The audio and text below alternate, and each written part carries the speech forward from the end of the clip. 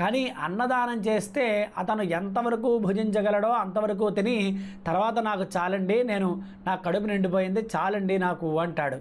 అందుకనే అన్ని దానాల్లో అన్నదానం గొప్పది అని ఎందుకు అంటారంటే ప్రతి మనిషి కూడా తృప్తి అనేటటువంటిది ఈ అన్నదానం వల్లే చెందుతాడు. కాబట్టి అన్నదానం అన్ని దానాల్లో కంటే ముఖ్యమైనది అని చెప్పారు. అన్నదానం ఎప్పుడు చేయాలి అంటే కనుక కొన్ని రోజుల్లో ప్రత్యేకంగా అన్నదానం చేస్తే విశేషము అని ఉన్నది.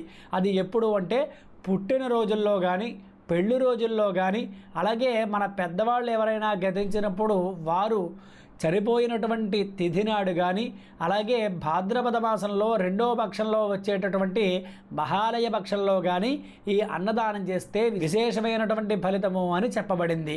అయితే ఎవరికి అన్నదానం చేయాలి అంటే గనక ఈ మధ్య మనం చూస్తూ ఉన్నాం, దగ్గరగా ఉన్నటువంటి బంధువులను